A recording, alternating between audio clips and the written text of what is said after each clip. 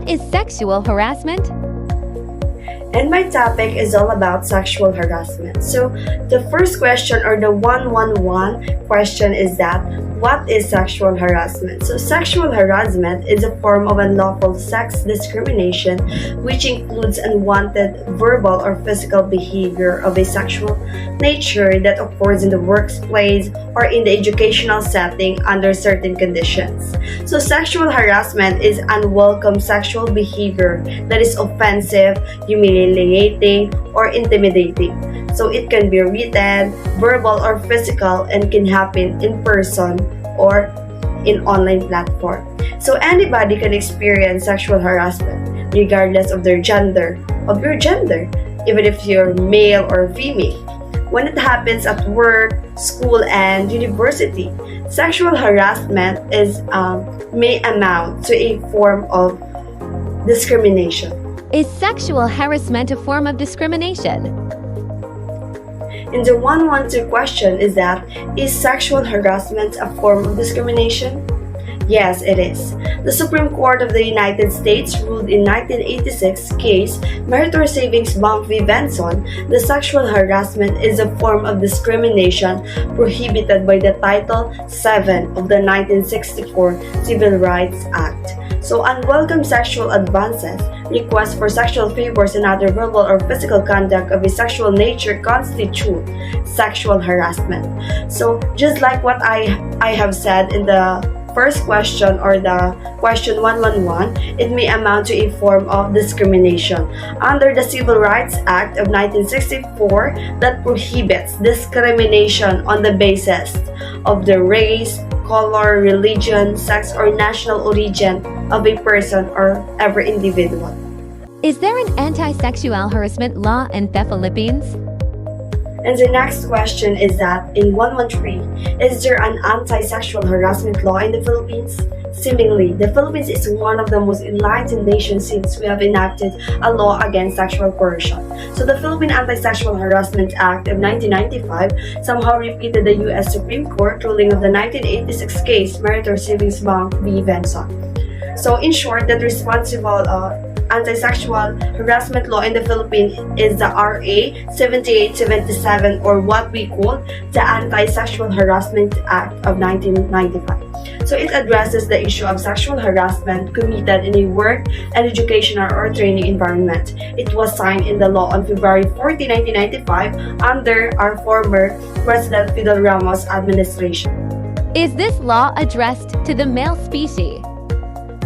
And the 114 question is that, is this law addressed to the male species? Strictly speaking, sexual harassment is sexual coercion, a condition of for favorable decision affecting one's job. In a strict legal sense, sexual harassment could be committed by somebody having an authority or moral ascendancy over another, usually by a male superior. We need to put in mind that sexual harassment could be committed by somebody or anybody that having an authority or moral ascendancy over another person.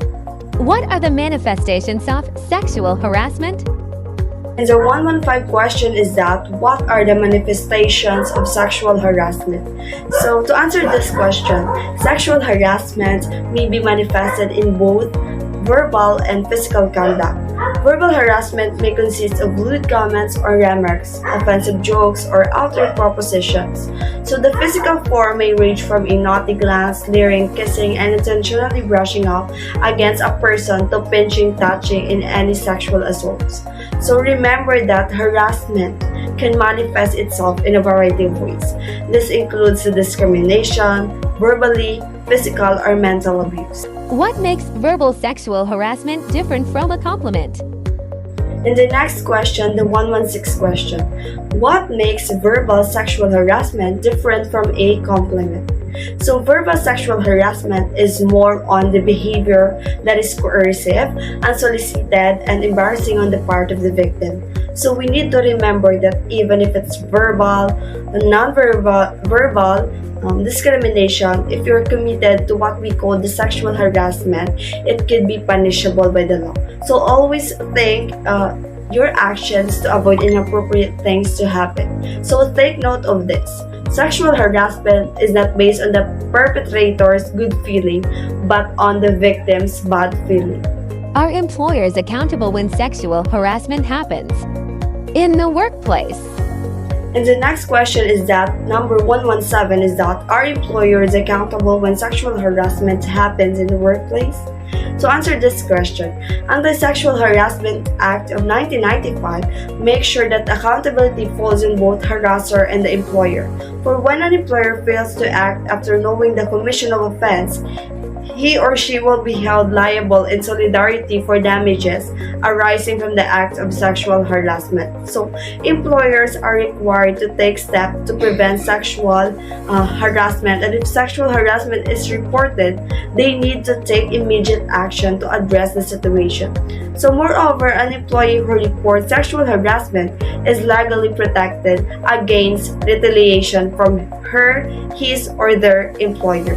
Are witnesses important to prove that sexual harassment took place in the workplace? And the last questions of mine is that number 118. Are witnesses important to prove that sexual harassment took place in the workplace? Unless there are witnesses to the incident, which is almost improbable to produce a complaint for sexual harassment usually means up as a case of the word of the female employee against that of the alleged author of the sexual indiscretion. So seeking support from others is also an important aspect of gathering evidence for a sexual harassment claim. So witness statements can be a powerful form of evidence in a sexual harassment case. So as they can help to establish the credibility of the victim and provide the insight into the impact of the harassment on the victim's well-being. Are the victims becoming more aware? Hello everyone, I am Christy Villamazon, your second reporter. Let's proceed to our next topic. Are the victims becoming more aware? Abuse can happen anywhere, at work, at home, at school, in other public places, or online. It can lead to depression, anxiety, PTSD, and other physical and emotional wounds. We must keep fighting to make clear how important consent is and how sexual assault can be a crime. Imagine you're in school and you know how important it is to ask for permission before using someone else's things, like borrowing a pencil. Well, in life, there are some really bad situations where people don't ask for permission, especially in personal matters. This can make others feel really sad, scared, and even hurt. So, it's like a rule we should all remember. Always ask for permission and treat each other with respect. And if someone doesn't follow this rule and does something wrong, like hurting someone in a bad way, they can get in big trouble because it's against the law. Why is sexual harassment in the Philippines a different story? Why is sexual harassment in the Philippines a different story? Sexual harassment involves conduct of a very sensitive nature. The general reaction to this kind of harassment has something to do with our culture. Almost always the Filipino women would hesitate to report it when it occurs, perhaps for fear of being embarrassed or winning a situation. Sexual harassment means when someone does things of a private or sensitive nature that make another person uncomfortable or upset. Now, in some places, like the Philippines, people might not speak up about it when it happens. Why? Because they might feel embarrassed or worried that it will make things worse. What are the socio-emotional damages? Next, what are the social emotional damages? The bad consequences of sexual harassment from the part of the unhappy episode in the life of female employee. Sexual coercion and annoyance are a weak adventure which can profoundly affect women who have to bear not only the psycho-emotional trauma of the experience, but also those results that hit them hard in the pocket. Sexual harassment can cause really bad things to happen in the lives of a female employees. It's like a terrible adventure that can make them feel very sad and hurt inside. It's not just about the emotional pain. It can also make them lose money or opportunities. So, remember when people are treated badly at work because of things like this, it's not only about their feelings, but also about their well-being and financial security. We should all work together to make sure everyone is treated fairly and respectfully. Show emotional stress. Psycho-emotional stress means feeling really stressed and upset inside. This can lead to problems like feeling nervous, forgetting things, not being able to sleep well, which makes you grumpy and even feeling very, very sad or depressed. It's like when you have a lot of worry and sadness in your heart, and it can cause these other problems which are not fun at all. It's important to understand that when someone goes through psycho-emotional stress, it can affect them in many ways. And it's something we should try to help them with. A degrading aftermath. A degrading aftermath. Sexual harassment also creates a distracting work environment, which may affect the competence and productivity of women. Successful women may instead become suspects when people start asking like, did she slip her way to the top? Sexual harassment at the work can make it really hard to focus on doing a good job. Imagine if you are trying to study but someone keeps bothering you. It's tough to concentrate. Self-doubt. Self-doubt. Levin Love, 1998, points out that the overriding effect is when she begins to lose confidence in her ability to carry out her job. She may believe she is responsible for the harassment, that she asked for it, provoke it, wore the wrong dress, say the wrong things, or was in the wrong place at the wrong time. It can demean and damage the victim irreparably. When someone gets through harassments, it's really hard to focus on doing a good job. Imagine if you are trying to study but someone keeps bothering you. It's tough to concentrate. Self-doubt. Self-doubt. Levin Love, 1998, points out that the overriding effect is when she begins to lose confidence in her ability to carry out her job. She may believe she is responsible for the harassment, that she asked for it, provoke it, wore the wrong dress, say the wrong things, or was in the wrong place at the wrong time. It can demean and damage the victim irreparably. When someone gets through harassments, like at work, it can make them feel like they're not good at their job anymore. Imagine if you were really good at something but then people started being mean to you and you started to doubt yourself. This can happen to a person who's being harassed. They might start thinking it's their fault, that they did something wrong, like they wore the wrong clothes, say the wrong things, or were just in the wrong place at the right time. This kind of thinking can really hurt their self-esteem and make them feel very small and damaged inside. Are there economic consequences to sexual harassment experience? Are there economic consequences to sexual harassment experience? Yes, there are economic consequences to sexual harassment experience. There are victims who report a devastating economic loss of income because of denied promotions, or evaluations, or transfers. The interruption of one's career, forfeiture of benefits, and social isolations are other adverse effects of sexual harassments. When someone gets through sexual harassments, it can also hurt their money and job. Some people who have been harassed might not get the promotion they deserve, get bad reviews from their bosses, or even have to change their jobs. This can mean they lost money and benefits. It's like their career path gets stuck and they lose out on good things at work.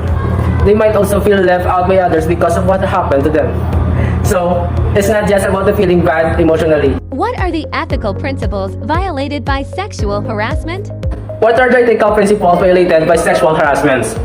Sexual harassments may appear to be a slight injury to a sensitivity, feelings, and freedom of the victim. But, in reality, it is a dishonor to human dignity and a direct transgression to certain basic human rights. Sexual harassment is not only improper but also illegal and unethical. It is against the law, social responsibility, code of conduct, ethics, and etiquette. Sexual harassment might seem like it's just a small thing that hurts someone's feelings, but it's actually a big problem. It disrespects a person's dignity, which means it treats them in a way that's not right or not fair. It also goes against some important rules for how we should treat each other. It is a management issue. It is a management issue.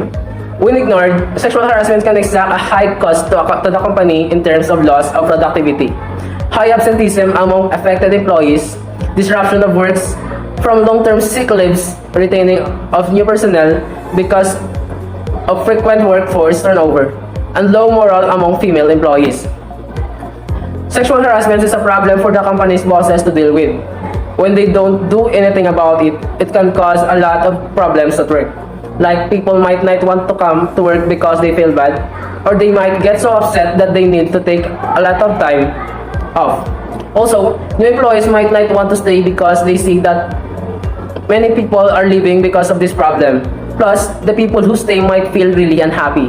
So, when companies don't take care of sexual harassments, it can make the whole workplace not work very well.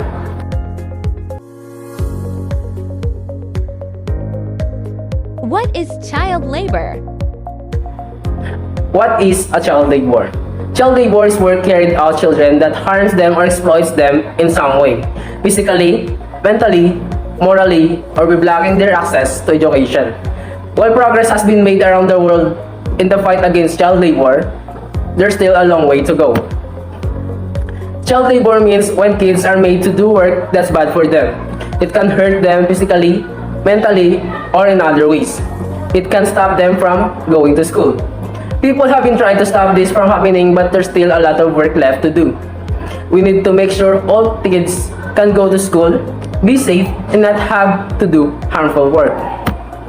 Did McDonald's employ child labor? Did McDonald's employ child labor? McDonald's human rights policy and standard of business conduct prohibit child labor violations, but do not require franchise to adhere to that same standard. McDonald's, the company that sells fast food, has rules that they say they can't use child labor, which means kids doing work that's not good for them. But these rules don't force the independent restaurants that sell McDonald's food to follow the same rules. So, while McDonald's itself doesn't allow child labor, some of the places that sell their food might not have the same rules. What is the Philippine experience? What is the Philippine experience? About 60% of our child laborers are unprotected from hazardous environment that put their health and life at risk, which include long exposure to deadly chemicals as well as the physical dangers. Somewhat frightening is the moral deprivation to which many of these children are exposed. Child labor is a bold illustration of prioritization of material realities over the human person or profit maximization at all cost. As of now, many children are capable to work as long as they want and able to work, but unfortunately, if ever a child is under the government financial like 4Ps, that is not allowed. The child is working if he or she accepted the assistance of by the government.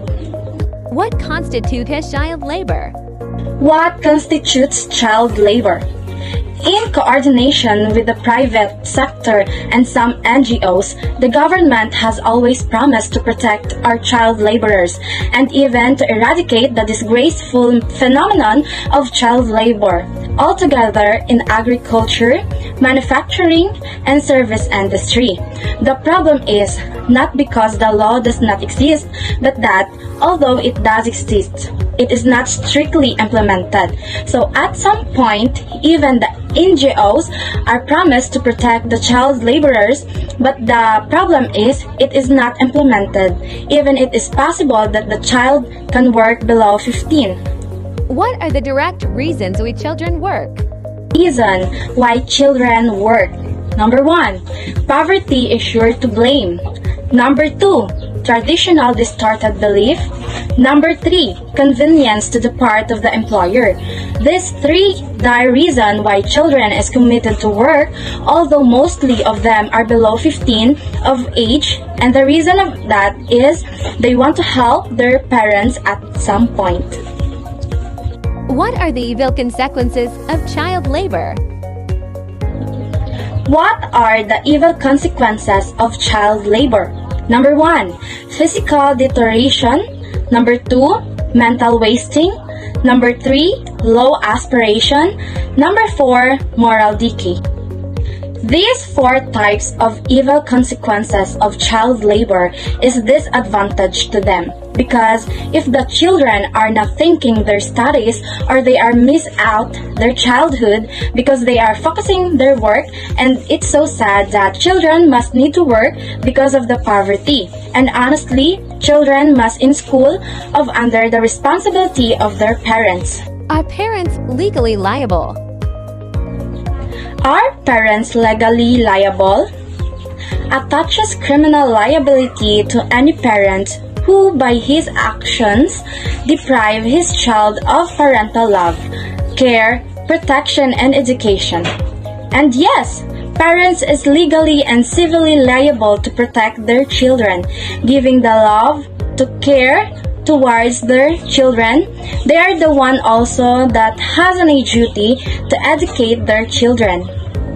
What is the multiple approach to the problem of child labor? What is the multiple approach to the problem of child labor? One effective approach is the use of labels, which seeks to ensure that a single product or product type is free from child labor. Another one is codes of conduct and supplier guidelines, usually tailored to the specific issue faced by a particular company. So in this problem approaches, as the owner of the company or you are capable to hire a child below 15, is we must know if it is capable for the child and also the guidelines are suited to them. Is labeling effective? Is labeling effective?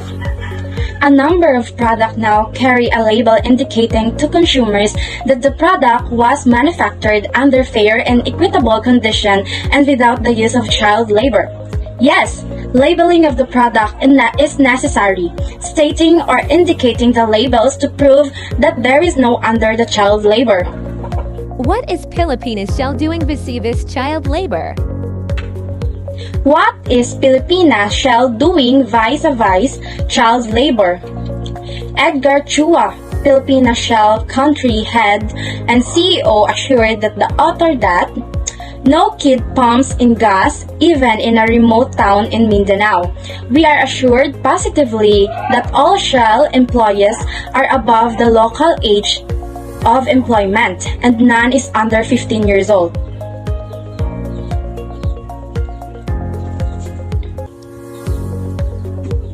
Shell companies include specific anti-child labor clauses in the contract they drawn up their suppliers and contractors.